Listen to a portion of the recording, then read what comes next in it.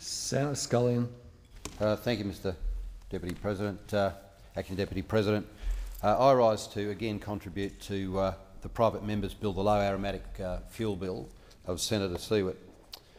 I'll probably be somewhat critical of the government today and of the Greens for a number of reasons that will become evident during my contribution, but I thought I would like to start by saying I would commend all sides of this place in their motivation. There is no question that the government is well motivated. I don't really understand the backflip of this morning. And I know that Senator Siewert is very well motivated in regard to the introduction of this legislation. I think we've all been, I know that Senator Crossan and Senator Moore and Senator Siewert, myself and others have been part of committees that have in the past, before this, the committee that looked into this legislation, and we've all been very frustrated. We've had committee discussions. We made a recommendation from the committee in 2009 that someone act to introduce some legislation, and I suspect that Senator Siewert's introduction of this legislation was as a function of all of that frustration. But I think I should put on the record I admire the motivation by all in this matter. And of course, we're motivated by a very, very damaging substance. Those of whom around Australia, who we live in conventionally in mainstream Australia, I can remember as a very young bloke hearing about people sniffing petrol only a couple of times, but it's really not a part of mainstream life. But it is just so damaging, and I've been very fortunate, like Senator Crossan, to share some of my past and living in remote parts of the Northern Territory, and to view the actual damages, the damage that is caused by this otherwise innocuous substance that helps our cargo. It's very damaging to communities and families because the nature of the substance is that people, when they're under the influence or when they're high from petrol, there's quite a spectrum, and it affects different people in different ways. Unlike things like alcohol and other substances of abuse, there's a general body weight indicator, but for some reason it's sort of unknown, not a lot of work done on it. They have some people hit this sort of psychotic, and you can't speak to them, you can't communicate, and otherwise quite ordinary people who, yes, they've had some challenges and they're self-medicating, but notwithstanding that, quite ordinary people behave in just the most unexplainable ways, and it is just so destructive. And it reaches from a spectrum of just simply they need petrol, so they will just humbug, they will break things, they will hurt people, they will hurt themselves until you give them some more petrol, or you give them access to more petrol. That's extremely damaging to a community and extremely damaging to a family. And of course the tragedy on the other end of the spectrum is, I almost hesitate to remind the chamber, but we're a circumstance where an 18-year-old petrol sniffer followed a group of young boys and girls down to a billabong between the ages of 6 and 9, and in such a psychotic state waded into the billabong, grabbed one of the 8-year-old girls, sodomised her and drowned her simultaneously. Now, the psychotic state where that would happen, and you can imagine a community, the sense of grief and misunderstanding how this could possibly happen in a community. And these are the sort of events that we substantially, I think, have managed to ameliorate. And it didn't come because of some miracle of this place or legislation. It came through the miracle of technology, the miracle of Opal. And I'd have to commend the previous government, Tony Abbott, in his leadership to say to BP, we wish to develop a fuel that doesn't have the nasty bits in it that makes you high, a non-aromatic fuel, low aromatic fuel. That was done by BP, and I have to say, in my time in this area, I have never seen such a change literally overnight. There was people who I didn't recognise, and I just knew they were sniffers, and I'd have vague conversations with them, but it was never going to make much sense, to people who I'd met for the first time. Really wonderful people who had sort of come out of the smog, and I think it just had a fantastic influence. And of course I'd also like, and it's been expanded by the Howard government, I'd also like to commend the current government who've taken up that strategy. and pursued that with the same vigour. I'd also commend Warren Snowden. He's certainly been very passionate about the continued rollout, and I know he shares the frustration of this place in ensuring that we get it right. Now, the Central Australian Youth Link-Up Service has been mentioned often in here, as it should be. Tristan Ray, Blair McFarlane have been, for me, if I could just build on the other compliments that they've had, but for me as a very practical person, and I know Tristan and Blair would understand, but they provide a minutum of feedback about what works and what doesn't. I know they run a great link-up service, but they're able to tell me forensically what is actually happening out there in the communities. And they can say to a person, there's 8 people now, but 4 of them actually went last time in the football round that went over hundreds of kilometres. We now know that as a consequence of that, there's another 7 more. 4 live here and 3 live here. Such is the nature of their intelligence network, if you like, on the ground, that it gives us the capacity to be able to deal quite forensically with the issue, which is so very important. But despite the fantastic work of the previous government, this government, the innovation of BP, the rollout of Opal to the extent of some between $23 and $28 million over forward estimates over years, we're now seeing, tragically, leaks in the system, substantive leaks in the system. So we have reports now from CALIS, again the spectrum, from people engaging in petrol sniffing and the horror that comes with it. And it's just an incident literally in the last couple of weeks where, again, an 18-year-old petrol sniffer stabbed an 8-year-old boy in the head.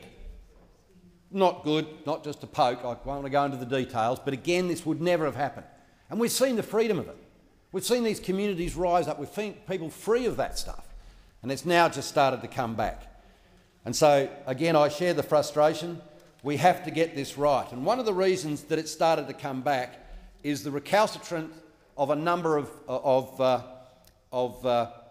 petrol stations, and we've done all sorts of things. Between the government and opposition, we've all worked together to support initiatives.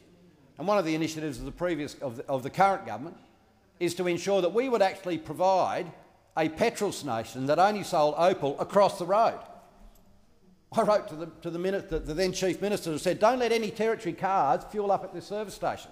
The Commonwealth agreed. And we've gone to every possible length within the law to lever people who are not playing the game to ensure that they play the game. But because there are leaks in the process, that's always going to be the case. And that's why it's absolutely essential that we get this absolutely right.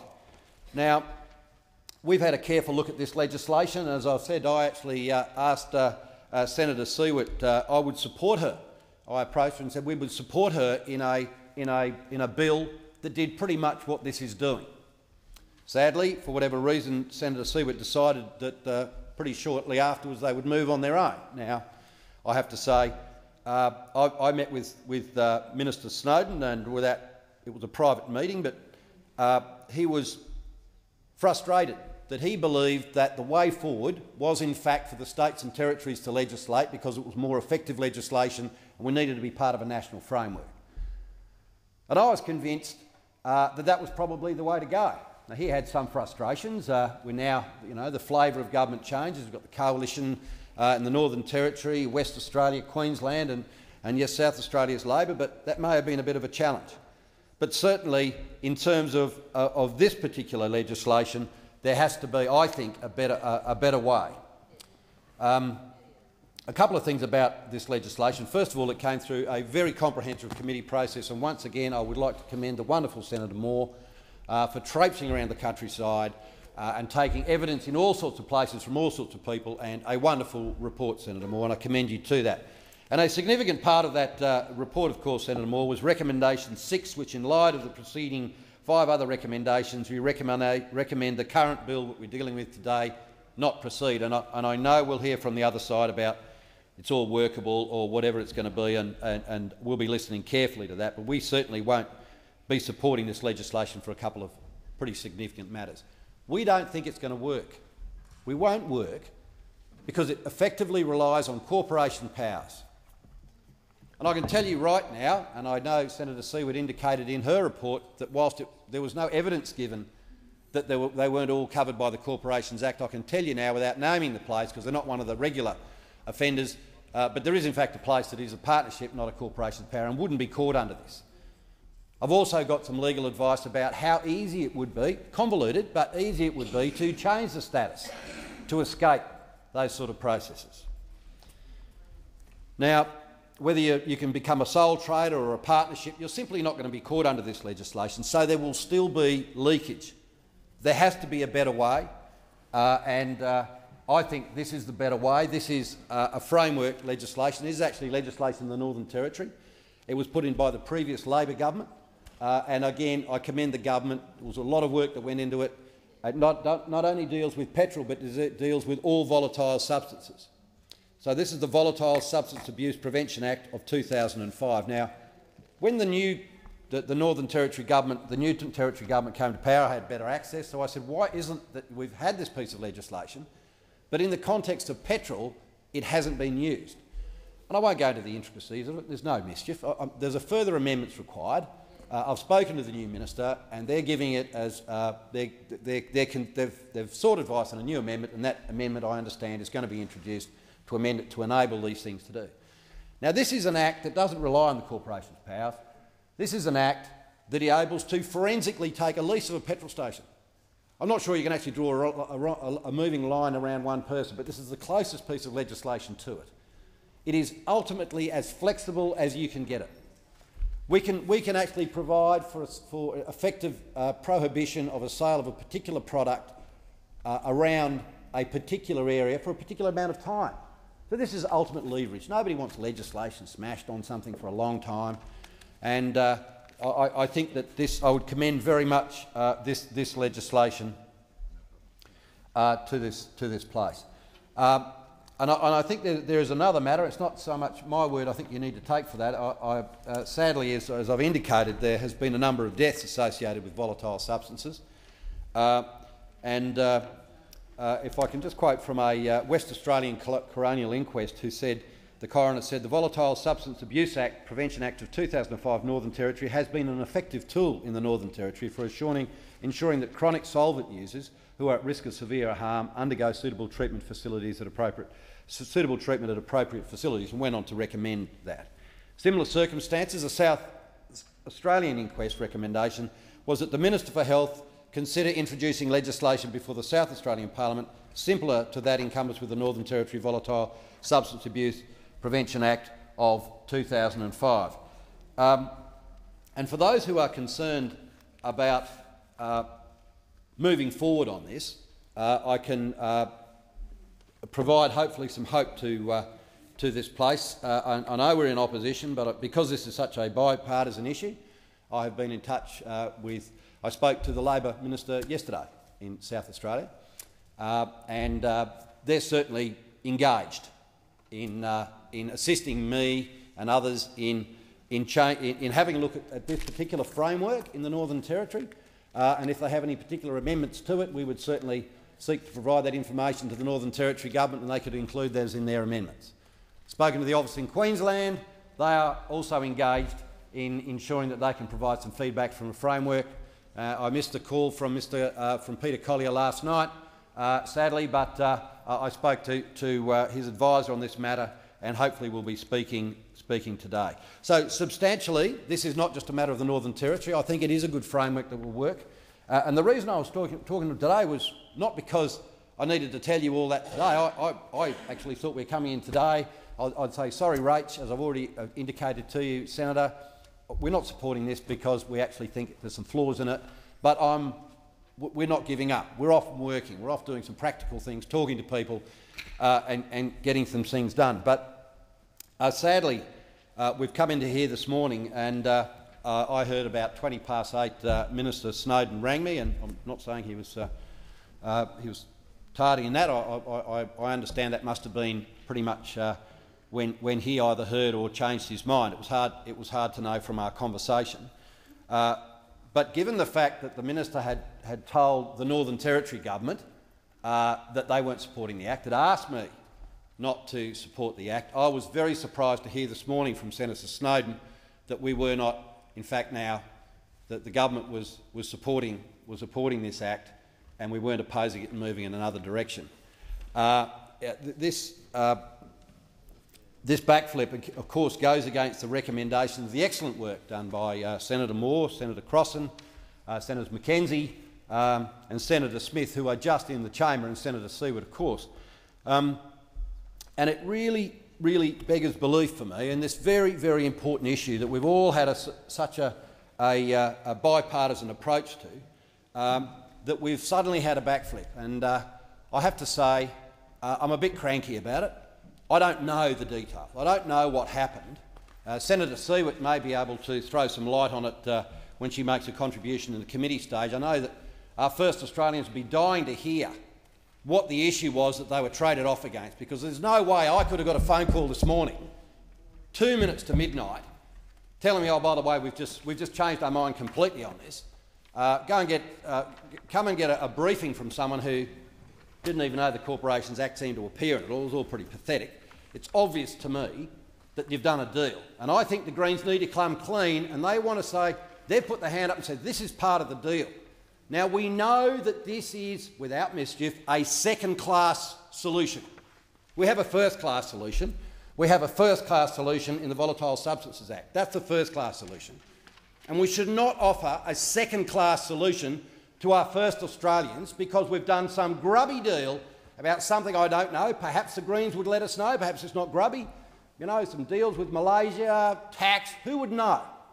But these circumstances cannot be interpreted in any other way apart from we're just going to go and do a flip. And look, I have to say, to those on the other side, you do have a bit of form on this.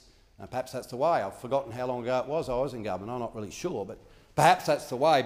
But certainly, whether it's the scrapping the immigration policy because it would be popular and not necessarily in our national interest, might have been one of them. Just the other day, what was it? We had the super trawler. Yeah, we had a bit of a Twitter go, so we'll just change our mind on that. And poor old Joe over here, who's just the day before been saying, absolutely not, we've got to protect good science, had to roll out here and then say... Senator Scully, and you know that you should address... Oh, sorry, my apologies. Senator Ludwig. It was a term of affection. Was it? And of course, we've been stuck then. We saw it again, of course, with the carbon tax, and I'm sure that the Prime Minister said there will never be a carbon tax under a government I lead because that was popular. That was what they wanted to hear. But what they delivered, of course, is again, it's the Greens' corner that seems to have this commonality. Every time the government strolls into the Greens' corner, they suit their own purposes of staying in power, but they lose sight of looking after Australians. And in this case, this place has been pretty good. I'm very proud about how we've all dealt with this matter in a bipartisan sense of the challenges that face our first Australians. I'm very proud of the way we go about doing that. But I have to say, as has shown historically, inevitably behaviour will out. And sadly, today we're faced with something that we could have had first-class solution to this, of which everybody agrees to. In fact, it was actually recommendation number 5. Committee recommends Australian Government continue to consult relevant state and territory governments on the possibility of national legislation. It's before us now. We're there now. This legislation is only enabling legislation. So if you believe that this legislation will make some changes tomorrow, it will not. It will not. But the thing that saddens me most, we have all been dragged into this, and I suspect all of you, including the Minister, reluctantly. It's a great sadness that for the first time we're definitely using the interests of our first Australians as currency in some grubby trade-off. And I think the Greens should come clean and tell us exactly what that trade-off is. Point of order. Point of order, Mr. Acting Deputy President. I object to the use of the term grubby trade-off with our first Australians. I think that is really an offensive way to discuss what's going on in the Senator Senate. Scully, I think you are reflecting on the Greens and the senators in the Greens party. I think you should withdraw. As a point of order, if I could, Sure. President. I was actually reflecting on the outcome. As I said, I think it is a grubby deal. The deal that was done, I wasn't saying that the Greens did a grubby deal. The Senator Green Scully, was between two. I don't accept that. You should withdraw. I withdraw. Thank you. And so that the deal that was done, it's important to note that I believe that the Greens should come forward and tell us what the deal was. Was it that other uncharitable word I used? But they need to come forward, and we will not be supporting this legislation because two reasons. One, it won't work, and secondly, it is a part of a particularly unsavoury deal.